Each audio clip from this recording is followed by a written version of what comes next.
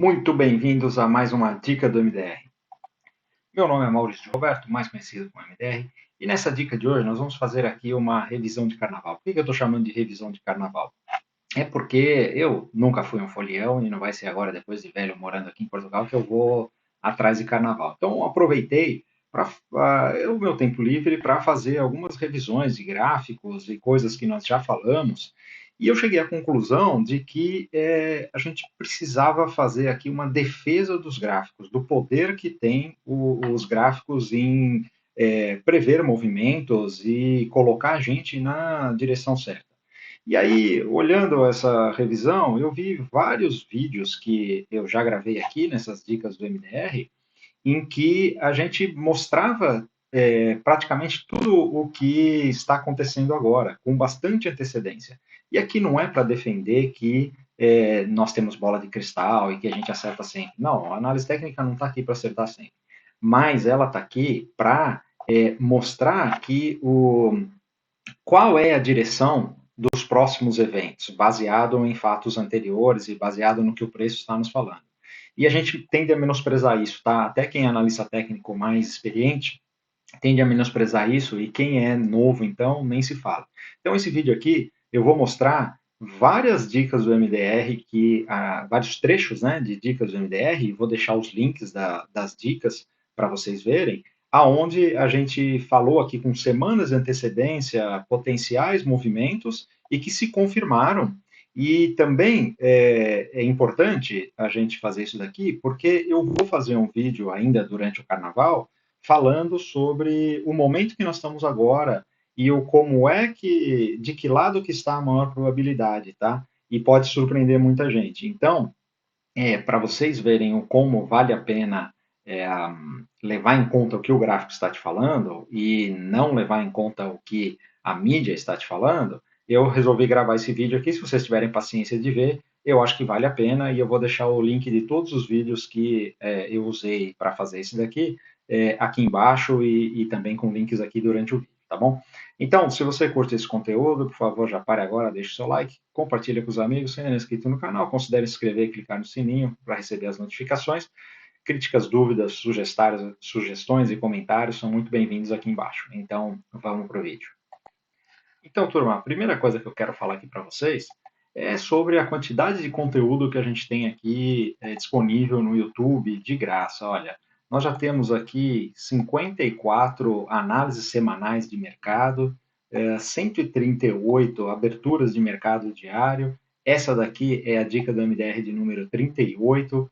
Fizemos aqui alguns botecos, tem aqui a vida do trader passo a passo, além de mais de 100 vídeos do Modé aí ao vivo, tá? Então nós temos essas playlists aqui que estão de graça, ou seja, é só com isso daqui você já vai estar anos-luz na frente de todo mundo, tá?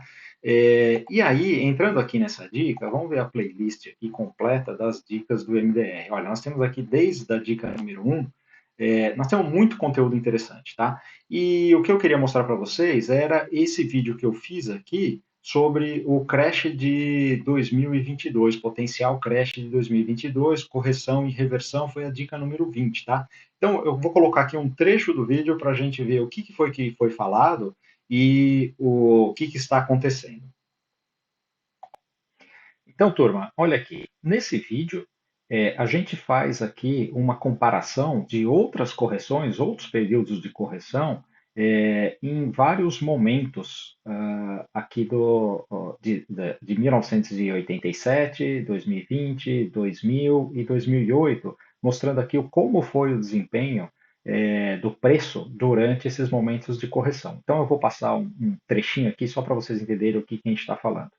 E não, aqui você vê que engatou uma tendência de baixa, com as médias viradas para baixo, tudo alinhado, topos e fundos descendentes. O mesmo aconteceu na crise de 2008. Olha aqui, você tinha a linha de tendência de alta, aí você tem os topos começam a fraquejar, aí você tem uma divergência de FR aqui, aí ele volta, faz um topo mais baixo, e aí arma o primeiro pivô de baixo aqui. Então aqui você já tem os 3 checks. Depois o que ele faz? Ele ainda dá uma colher de chá e faz um pullback aqui na linha de tendência de alta. E depois ele começa a fazer aqui os seus pivôs de baixa. Isso daqui engatou uma tendência de baixa que até vai mais longe do que isso aqui que está no gráfico, tá? Mas olha como o desenho feito pelo gráfico, ele é muito parecido. Você vê esses arredondamentos de topo aqui, que eu costumo falar bastante, você vê as divergências, você vê o topo começando a ter dificuldade de renovar topos mais altos, né? Ou seja, ele faz um topo mais alto, mas logo corrige. Então, esses são os sinais do mercado. E agora, turma, na sequência desse vídeo, a gente mostrou como é que estava a situação aqui no gráfico semanal e no gráfico diário. E quais eram os possíveis cenários, tá? E como é que a gente ia agir em cada um dos cenários. E o mais legal daqui, nós estamos falando, é 15 de janeiro que foi feito essa análise aqui, esse vídeo. Então, vamos dar uma olhada aqui o que, que a gente fala. Essa linha de tendência é a mesma linha de tendência. Então, no diário, o que, que nós temos? Nós temos a divergência, aí nós temos este topo, veio aqui e fez um topinho mais baixo aqui. Então, este é o primeiro check aqui de preocupação. O que, que ele precisa fazer agora? Ele precisa fazer um pivô de baixa aqui, e aí vai ser o segundo check, e perder esta linha de tendência. Terceiro check. Então, pode acontecer? Pode acontecer. Mas ainda não tem nenhum indicativo. Por quê? Como a tendência é uma tendência de longo prazo, a gente tem que acreditar na tendência até ela mostrar que não quer mais continuar. Então, o mais provável agora isso daqui foi uma ligeira correção e a gente ter uma perna de alta e seguir a tendência. O menos provável é isso, mas é sempre possível. E aí o que, que vai acontecer? Por que, que a gente opera o gráfico e com tranquilidade toma as decisões de acordo com o planejamento? Eu tenho isso daqui desenhado, mostrando para vocês, mas eu tenho isso aqui na minha cabeça. Então eu sei o que eu vou fazer. O que acontece? Se ele perder esse pivô de baixa, no gráfico diário, eu começo a vender, por exemplo, no day trade. Eu vou fazer swing trade de venda se ele vier e fizer um pullback aqui e deixar mais um topo para baixo. Aí eu começo a fazer swing trades. Eu vou considerar uma reversão de tendência se por um acaso este esse gráfico semanal vier aqui e fizer um pivô de baixa, aí eu tenho uma reversão de tendência no semanal e aí a gente pode ter expectativa de correções maiores, a gente pode ter uma expectativa de ele vir testar aqui o topo do Covid. Então, agora, turma, vamos ver o que aconteceu depois disso, né? Nós tínhamos lá, dia 15 de janeiro, era neste momento aqui, né, que nós estávamos, mais ou menos aqui. Ainda não tinha acontecido essa queda, o preço estava se segurando aqui nesta linha de tendência de alta. E aí a gente fez aquele desenho, né? Ou seja, ele tinha essa linha de tendência de alta, aí nós fizemos esse desenho aqui, onde a gente tinha mostrado aqui a divergência de topo, este topo mais baixo, e aí nós falamos que se ele perdesse aqui, eu ia começar a operar day trade, porque ele acionou aqui uma reversão de tendência, né? Mas eu só ia fazer swing trade se ele fizesse esse pullback aqui, e aí a hora que ele fizesse esse pullback, e olha só o pullback que ele fez aqui, fez um topo duplo e fez o pivô de baixa. Aí aqui ele fez exatamente o que a gente tinha desenhado. E aí eu pergunto, falo assim, ah, nossa senhora, mas como é que você sabia disso, mano? Não, eu não sabia. Eu falei, inclusive, que o cenário mais provável era ele se segurar nesta linha e continuar a tendência. Mas eu estava preparado para, se ele fizesse isso daqui, o como é que eu ia operar. E a partir desse momento eu comecei a operar vendido. Fiz compras aqui para day trade e aqui fiz vendas e estou surfando essa tendência. Então, essa é a importância do planejamento, e eu queria mostrar para vocês que vale muito a pena você investir um tempo em estudar, se planejar e depois atuar de acordo com o seu planejamento, tá bom? Então, esse daqui é o primeiro vídeo que eu queria mostrar e agora vamos seguir o vídeo. Agora, nós temos outro vídeo aqui relacionado com isso, que eu chamei a atenção aqui também, e foi esse daqui, olha, é o vídeo 31, Nasdaq, momento de queda, SP500 e Nasdaq, momento de queda. Ele foi depois desse vídeo que eu te falei. Vamos ver a data aqui e vamos colocar o vídeo para rodar. Olha, turma, esse vídeo aqui foi gravado no dia 3 de fevereiro. Então, aqui estamos falando aqui de momento de queda. E aí, olha só a diferença. Aqui nós já tínhamos tido esta queda e ele estava fazendo o repique. Então, a análise era o como a gente se planejar aqui para esse repique. Então, 15 dias depois daquele vídeo, a gente já estava aqui nessa situação e vamos ver o que foi que aconteceu.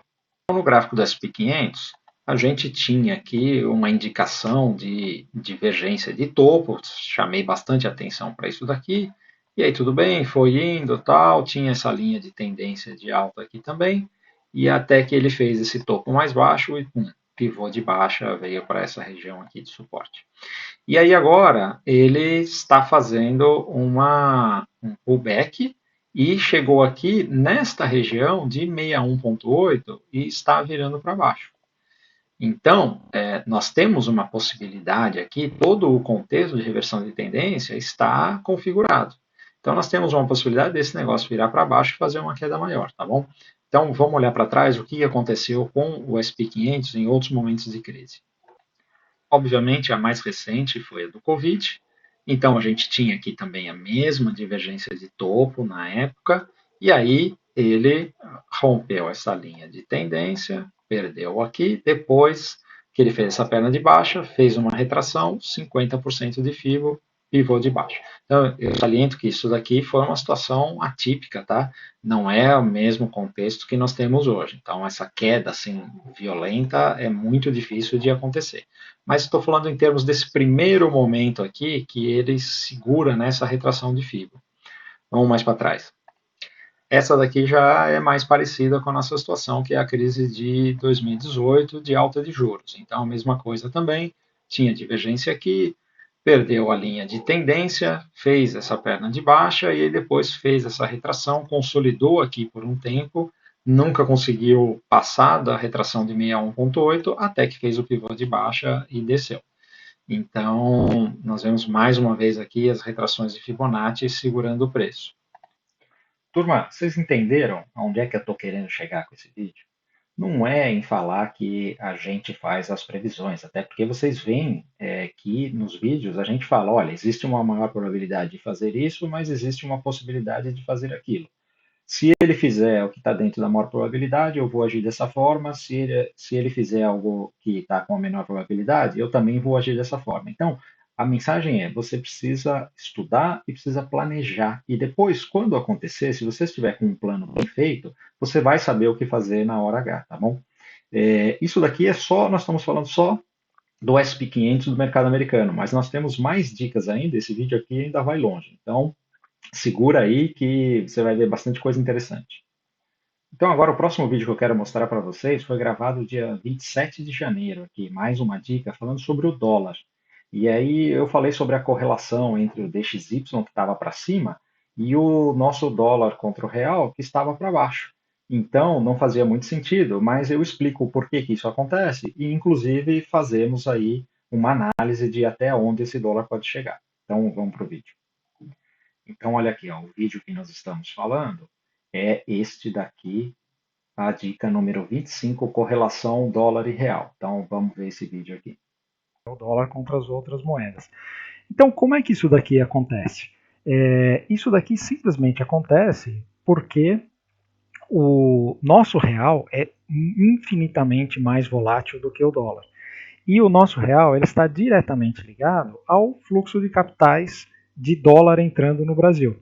E então o que acontece? Por exemplo, neste momento onde nós estamos tendo aqui uma migração de investidores para o Brasil, porque os investidores estão buscando commodities e o Brasil é um país produtor de commodities, então você tem muitos investidores estrangeiros comprando o real e vendendo seus dólares aqui no Brasil para investir na Petrobras, na Vale, comprar milho, café, soja na Bolsa Brasileira. E aí, este movimento de entrada de dólares é a mesma coisa que o Banco Central faz, quando o Banco Central faz os leilões de swap. e vende dólares para o mercado para puxar o preço para baixo. Então, só que quem está vendendo não é o Banco Central, quem está vendendo são os investidores que vêm aqui para comprar as nossas empresas. Estão comprando também bancos, né? A gente pode ver que hoje nós temos essa semana está tendo um movimento onde os bancos estão fazendo pivôs de alta, a Petro fez uma bela de uma alta, a Vale está em tendência de alta. Então, essa é a explicação para o nosso real em relação ao dólar estar se desvalorizando. Na verdade, o nosso real está valorizando, o dólar se valorizando em relação ao real. Então, deixa eu mostrar mais uma coisa para vocês. Quando nós vemos esse gráfico aqui do dólar, ele acabou de romper aqui uma linha de tendência de alta que vinha de lá de baixo e agora está fazendo esse zigue-zague descendente. Então ele pode ir até onde? Agora, olha, tem uma série de lugares aqui onde ele vai encontrar suportes e ele vai ficar fazendo esse zigue-zague. Mas isso daqui não é uma previsão, mas ele pode vir aqui tecnicamente, ele pode vir na região dos R$5 novamente, tá?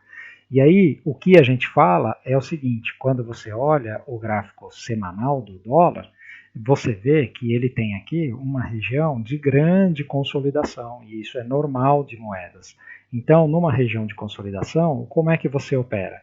Você compra fundos que vão subir e você vende topos. Então, agora a gente está operando vendido. E é assim que você tem que fazer. Então, quando ele chegar nesta região, é um bom momento para você internacionalizar um pouco da sua carteira, tá? E comprar ativos aí em dólar, porque... Turma, mais uma vez aqui, de novo, não é para se gabar que fez previsão, nada, é simplesmente ensinando análise técnica e falando o que são os cenários mais prováveis e como é que a gente se posiciona. Então, o que a gente tinha aqui? Aquela consolidação, e naquele momento nós estávamos, se não me engano, mais ou menos por aqui, né? E depois disso, o que ele fez? O dólar veio aqui exatamente testar a região dos R$5, e agora ele deixou este candle, que é um candle semanal de reversão, assim como ele deixou esse daqui.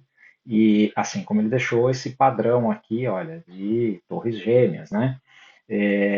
Nesses pontos aqui. Então, o que você faz? Naquele momento em que ele fez esse pivô de baixa, a gente começou a operar vendido e fomos operando vendido até aqui. Agora, o que a gente tem que fazer? Agora a gente tem que começar a operar comprado, porque a probabilidade é ele fazer algum tipo de alta. A gente não sabe até onde vai, assim como a gente não sabia até onde iria aqui. A gente sabia que ele possivelmente ia vir aqui. E ele fez o que era o mais provável, tá? Então, é só para mostrar isso daí para vocês agora. E eu mantenho aquilo que eu falei. Independente de ele perder este fundo, nós já estamos numa região muito interessante para fazer a internacionalização de patrimônio, tá?